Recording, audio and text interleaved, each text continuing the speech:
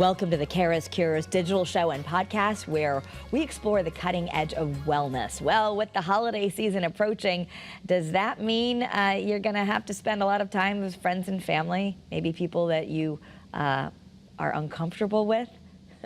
We're going to explore all that, and we want to thank the Center for Advanced Reproductive Services for sponsoring this podcast. Of course, I'm your host, Kara Sundlin. So what do you do if you find yourself trapped in an uncomfortable holiday conversation? Does the thought of seeing certain family members actually stress you out? Well, here now with 5 steps to handle a tough talk is emotional health coach and best-selling author, Dr. Nita Bruchon. Thank you so much for being with us. Oh my gosh, it's so good to be here. Thank you for having me. So, Nita, I know your new book, I love the new title too, that's coming out a little later in the new year. That Sucked, Now What? How to Embrace the Joy and Chaos and Find Magic in the Mess. So we'll have to wait for the book, but right now you're tackling a tough thing. I don't know that there's a person out there that doesn't have a little bit of angst about maybe someone at the Thanksgiving table, and you say we actually can handle this with 5 points. Yes, absolutely. And I think that, we have to remember we're only in that time capsule, that little container with them over Thanksgiving dinner for probably 2 to 3 hours. So we want to make the most of it, right? We shouldn't have to dread it. But I think when we come from a place of love, when we come from a place of compassion, when we come from a place of even curiosity, we put our little Sherlock Holmes hat on, and instead of coming from a place of judgment, we can say, okay, I'm curious about this. Let me, number one, ask for permission. Ask for permission to bring up a conversation, bring up a topic. May I give you some feedback, or may I bring that thing up that we never finished, 3 months ago, 4 months ago? Because maybe it feels really important for you. And then, so that's step number one. And number two, if it's usually something that someone has, perhaps there was, a small trigger or feelings were hurt, and usually feelings are hurt, we can probably just say and state the facts. A lot of times we go into open wounds that were 5 years ago or 10 years ago, or the time that they didn't make it to a softball game, or the time that, they didn't reply back to an email that was so important to you. You want to make sure that you're just stating the facts. Yeah. I really wanted you to be there for my daughter's recital, and you weren't there. That made me feel. So that's number one, state the facts, right? Yeah. That they don't do this all the time. You're not never there for me, or you're not always, on time. Yep. But we're just stating the facts of what happened in that kind of container and situation.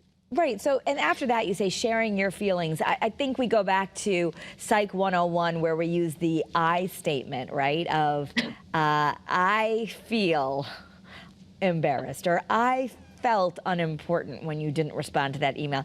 Somehow that can lessen it, rather than you did this, you did that. Well, absolutely. I think when we're just stating our own feelings, imagine if it's Aunt Carol or Uncle Billy, who probably hasn't had Psych 101, and they take it personally when you say, well, you didn't show up at this party that we threw, or whatever it was. They would take it personally. But if you're just sharing, hey, I really wanted us to get together, and that really meant a lot to me. So when you didn't show up, I really felt unsupported, or that made me feel hurt. And so I think that when we're coming from that vulnerability place of not attacking, but even in the tonality of the way that we're bringing it up, can often diffuse a situation to make it a little bit more calming. And of course, from a place of care and concern instead of judgment and attack. It's kind of hard. You might want to practice this, I guess, before the conversation. Actually, tell us how you do that. Because what if you're just angry? This is something that those going to, homes for the first time in a long time, seeing family members for a long time, where you're feeling anxious and you're feeling anxiety about, I don't know if I should bring it up. maybe you can practice it in the mirror, write it down on a little post-it note and write down, okay, I felt this way. And it's going to sound so silly, but I think when we actually write it down, when we're actually practicing it, saying it out loud, it lessens the blow and it makes it a little bit easier for somebody else on the receiving end to be okay with that. Yeah, and that you also say proposing a resolution. Perhaps you're going to say, I guess, how you would want this to happen the next time, or propose a solution. Right. So when I talk about, so the step number 4 is when we propose a resolution. So if you sense that things are getting heated, we obviously want to table the conversation and say, you know what, I love you, and I think we should probably circle back on this some other time. Or you can say, hey, how about this? I would love if we can get something on the calendar to just spend some time talking about it.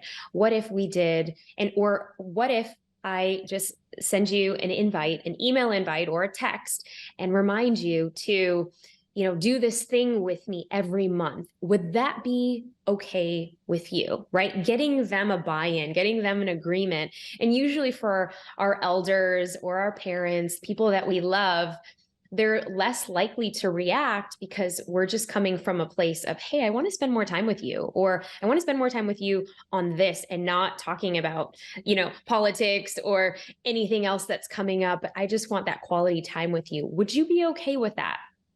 Yeah, okay. So I like the idea. I'm sensing, I'm a mother of teens, so I'm saying it works with teens too.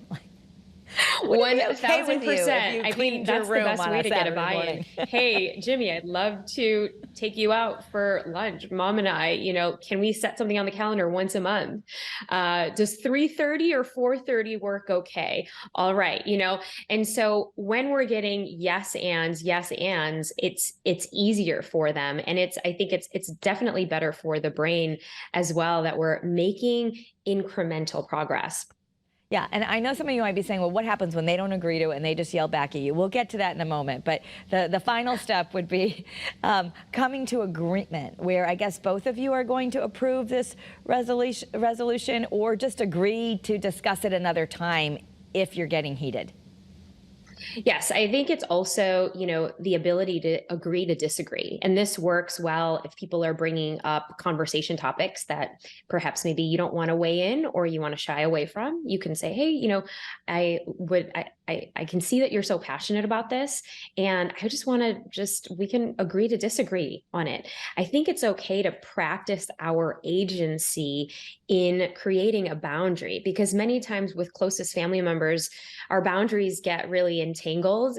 And if we can say, hey, I think, and I know that this is so important for you, but I'm just not feeling called to really share right now, that should be okay. But finding an agreement means also that, hey, we're not really finished talking about this. Why don't we go out for a walk next week? Does that sound okay for you? And so again, it's that buy-in of proposing different solutions, but ultimately you also want them to weigh in on it and say, you know what?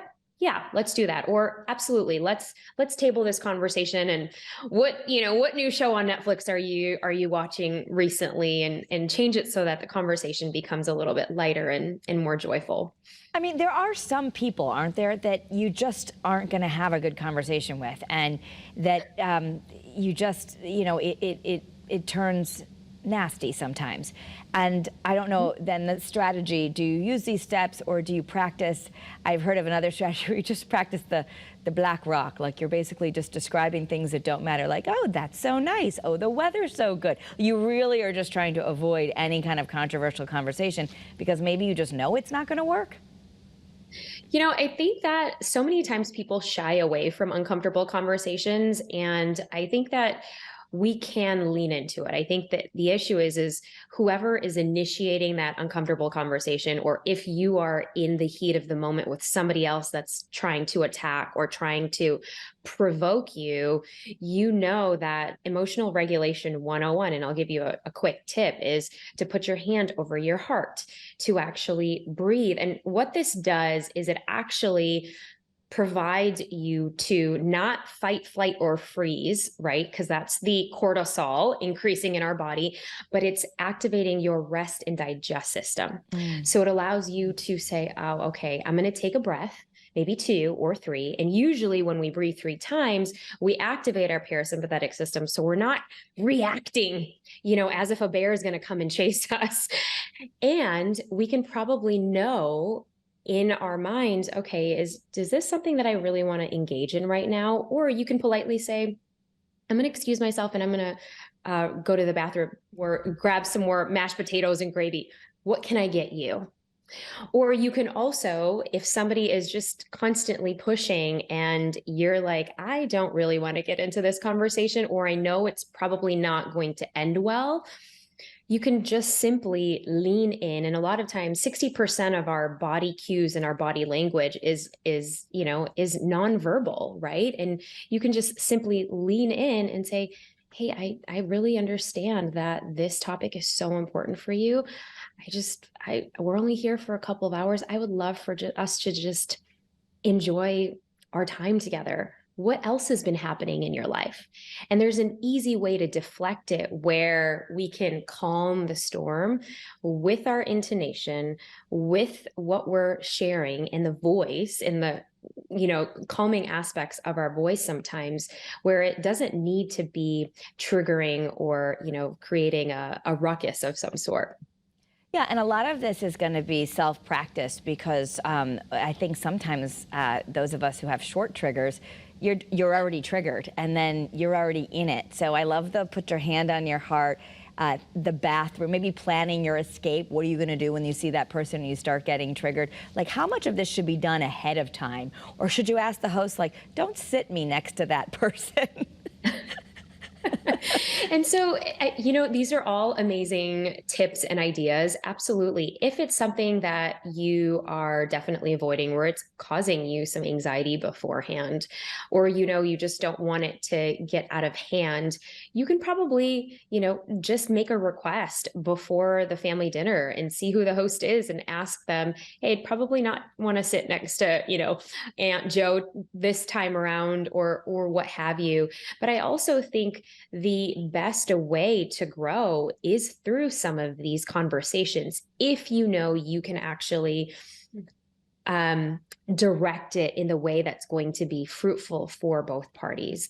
It doesn't always happen in that way. And so that's why you're probably best off to excuse yourself, change the topic. And, I have so many different ways to do so. There's a really quick tip. If you want to stay away from, big conversations, what you can do is give somebody a prompt and have a list of 4 questions and say, hey, we haven't seen each other in a really long time. What I'd love to do this year is blank. And there's 2 questions that I think would be perfect for every single dinner table. But the first one is, all right, I want everybody to go around and just share what is something that, you're excited about. Have you been excited about this year? Or what's something that you learned from this year? And so have everyone go around and take 1 or 2 minutes to share, because that kind of offsets things and it kind of creates a container of humanity. We've all learned through something or been through something. The other question that is a really good one that I always recommend is, what is something that you've been through that's been challenging lately? Because I think a lot of times that brings the vulnerability and curiosity and even just authentically what the conversations can arise. And it'll share and open the container that, hey, you know what? Uncle Jimmy is sharing? Oh, wow. Okay, well, then I'll share too, because it doesn't sound so awkward or weird.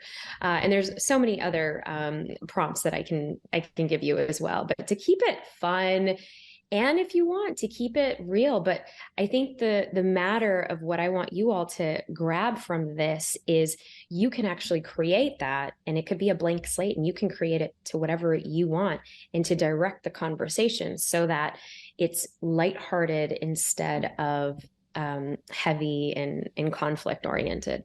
Right. And as co-founder of the Global Grit Institute, you've actually helped a lot of people move past heartbreaks, failures, disappointments, but the idea that we would even want to have these conversations and use the 5 points we talked about makes us more resilient than just walking away and saying, I'm not going to talk. Absolutely. I think most of us would rather, and this happened in my household growing up, I'm sure it happened in yours, but we shove things under a rug.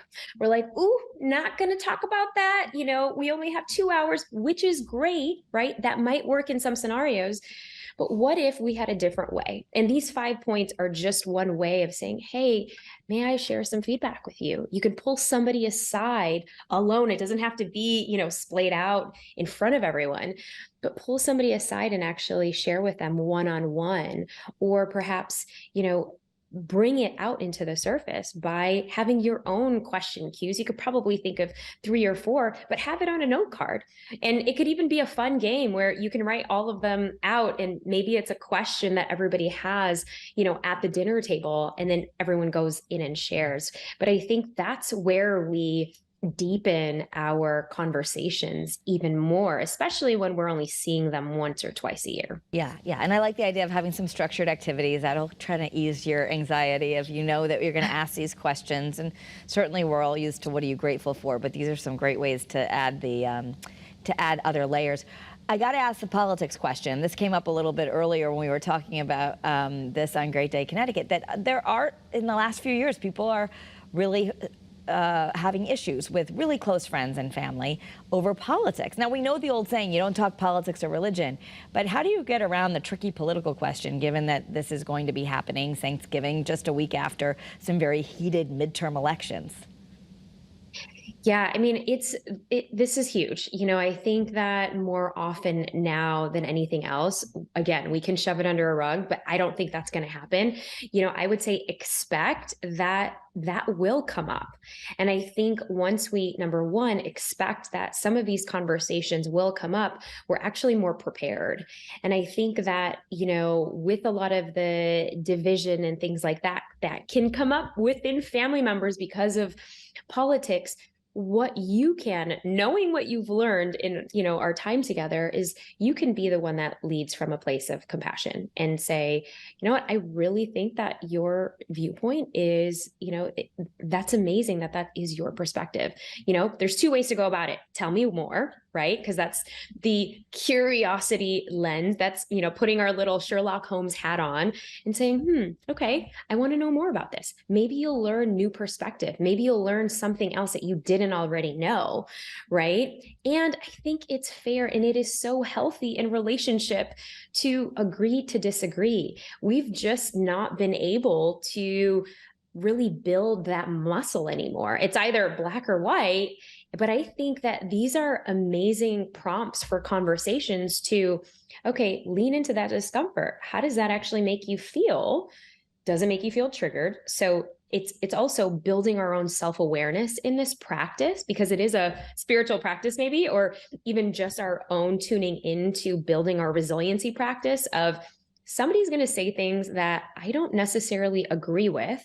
How does that make me feel? Okay, number one. And number two, how can I create this safe environment that it's okay for them to share, instead of, shutting them down because I want to feel like I'm always right and they're always wrong. If you already know better, then perhaps maybe we can create a safe environment for our family members to share without judgment, without any sort of you're wrong and I'm right, but in just saying, okay, I appreciate your viewpoint. I don't necessarily agree with that, but I appreciate where you're coming from. Thank you so much for sharing. So you want to acknowledge them with where they're at. You want to provide a little bit of compassion, number two. And three, thank them for sharing their viewpoint. Because all we want at the end of the day is we want to feel heard. We want to feel understood. And many times with our family members, that's why a lot of it comes up to the surface, because we are the closest in that dynamic with so many different layers. And so that can be a practice in and of itself, how to practice being okay, sitting in the discomfort. And many times you might not agree with it at all. And to be okay with that. Right. That's what, that suck now what is all about, is to sit in the discomfort of the suck and say, okay, I don't agree with that, but thank you for sharing. And that is a practice, because if you've never done that before, you're immediately going to get triggered. You're immediately going to say, well, absolutely not. You're wrong, or I'm right. And does it really need to be that way? I don't know. I think that in this day and age, maybe we can make some room for sitting in that space and see perhaps maybe what else can come up. Yeah. So just to review as we close out our time together, the 5 steps, and I know the book is coming out. It's That Suck Now What? How to Embrace the Joy in Chaos and Find Magic in the Mess. That's going to be coming out in the new year, so everyone can look for it. But you want to ask for permission. That's something new. State the facts. Let's not go back to what we did in 3rd grade. Share your feelings. Remember those I statements. Propose a resolution and come to an agreement. For those of you who are watching on our streaming channel, WFSB Plus, you see those on the screen. Might want to just jot those down and remember. But I think the theme that you're saying, Nita, I love, is that we, even just now as Thanksgiving's coming up, it's just a good time to maybe give a little preparation to this, so that we can maybe do things differently than we've done them in the past and have a more joyous time. Absolutely. It's so easy to get triggered, but maybe this is the hard thing that we have to do, is be okay in not agreeing and stating that we don't agree, but we're not going to turn it into a fight. We're going to come with grace and compassion and empathy for those we love. That would be great if Congress did the same thing. Just agree to disagree, right? They need this book too. They need this book. You can send it to Washington. All right. For more information, you can visit nitabhusan.com. It's on the screen right there. And it's NEETABHUSHAN.com for those who are listening, or on Instagram at Nita Bhusan. All the info on your screen. Follow for when the book comes out. In the meantime, you've got your 5 secret tips to go have a great holiday season. Absolutely. And you can actually go directly to thatsuckednowwhat.com. Even easier. Oh, thatsuckednowwhat.com. There you go. All right. Thank you so much, Doctor. Oh, such a pleasure. Thank you so much for having me. Happy holidays. You too. Hope everyone has peaceful times out there. And thanks for being here for CURES. If you want more information on the cutting edge of wellness, you can, of course, follow me on social media at Kara Sundlin. I like to share this content there. If this inspired you, be sure to subscribe to the CURES podcast, like and share it, so your friends and loved ones can hear this too. You can all practice your skills together. Have a great day, everyone, and be well.